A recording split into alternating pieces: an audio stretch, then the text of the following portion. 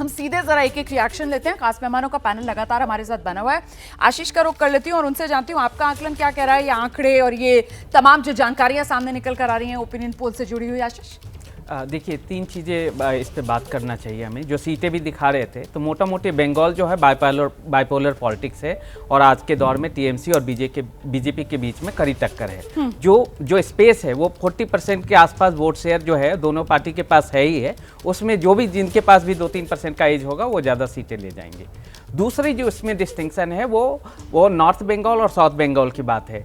आप जो ज़्यादातर सीटें जहाँ पे बीजेपी आगे दिखा रहे हैं उसमें से ज़्यादातर सीटें आपको नॉर्थ बंगाल की आएंगी और जो टीएमसी है वो साउथ बंगाल में आएंगी। ये एक जनरल पैटर्न है। तीसरी चीज़ें जो है, हम अक्सर तुलना करते हैं कि पीछे का क्या हुआ, क्योंकि वही हमारे पास एक डेटा पॉइंट होता है इवैल्यूएशन करने की। 2019 में तकरीबन 10 ऐसी सीटें थी जहां मार्जिन जो थी वो 5% से कम की थी। उस 10 में से बीजेपी 6 जीती थी, टीएमसी 3 और एक कांग्रेस की सीट थी जो कि मालदा दक्षिण की थी। ये जो 6 सीटें बीजेपी जीती थी उसमें जो बड़ी बात है कि 4 सीटें स्विंग सीटें थी। स्विंग मतलब जो जिस सीट को एक पार्टी रिटेन नहीं कर पाई। बिल्कुल। और वो ज्यादातर वो सीटें वो थी जो लेफ्ट पार्टी ने 2009 में जीती थी, बाद में टीएमसी ने जीता और फिर बीजेपी ने। मतलब जो किसी का गढ़ नहीं है, बिल्कुल किसी का गढ़ नहीं है। बिल्कुल। तो ये जो चीजें हैं, अब ये तीनों पॉइंट को सारा कुछ को मिला दिया जाए तो एक चीज तो तय है जो शुरू से सभी लोग कह रहे हैं और इस पे सब लोग एग्री हैं कि वेस्ट बंगाल सबसे बड़ी बैटल है इस बार के इलेक्शन में। ये इसलिए भी महत्वपूर्ण है कि 2019 में जो बीजेपी 21 सीटों का इजाफा की थी अपने पुराने आंकड़ों में से, उसमें उस 21 के आंकड़ों में से 16 नई सीटें वेस्ट बंगाल में जीती थी। नहीं, 18 टोटल जीती थी, 2 पहले थे उनके पास, तो 16 नई सीटें जो 21 में से कह रहे हैं। तो वो जो 16 सीटें थी, तो बीजेपी चाहे जो भी वो बात कर रहे 370 की या जितना भी ला रहे हैं, तो उनको ये जो सारी सीटें हैं उसको ना सिर्फ रिटेन करने की जरूरत है बल्कि उसमें और एक मैसिव गेन की जरूरत है। जो अभी वो कितना होगा वो देखना पड़ेगा। जल्दी से एक रिएक्शन लेते हैं बीजेपी की तरफ से। माधवी अग्रवाल अब हमारे साथ जुड़ गई है। माधवी, पश्चिम बंगाल बीजेपी के लिए डगर उतनी आसान नहीं?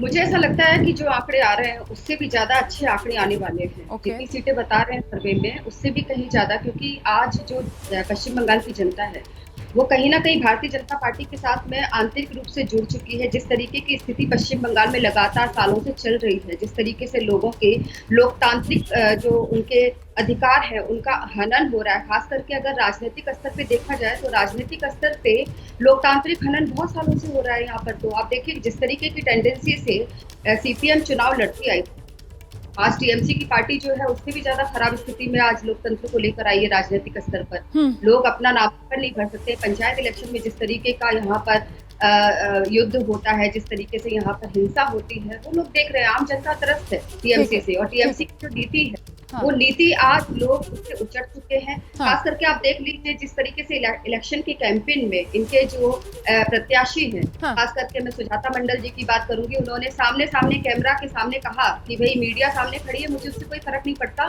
लेकिन मैं बता दे रही हूँ अगर बीजेपी को आप लोगों ने वोट दिया तो आप लोगों के साथ टीएमसी खड़ी नहीं होगी। तो कैमरा के सामने ऑन कैमरा आकर ये लोग इस तरीके से लोगों को धमका रहे हैं। और संदेश खाली का मामला बहुत नहीं, आप एक मिनट, संदेश खाली पर बाद में हम आगे आएंगे, विस्तार से उस पर बात करेंगे। लेकिन ये जो आपने बात कह रहे हैं कि साहब डराना धमकाना टीएमसी की तरफ से, और ऐसे में मुझे याद आ रहा है विधानसभा चुनाव में जब प्रधानमंत्री नरेंद्र मोदी बंगाल में प्रचार के लिए जाया करते थे तो वो एक बात वहां के वोटर्स को कहा करते थे, चुप्पा चाप कमल छाप। तो कहीं ऐसा तो नहीं इस बार टीएमसी के साथ खेला हो जाएगा पश्चिम बंगाल में? बादल देवनाथ जी जवाब जरूर दीजिएगा।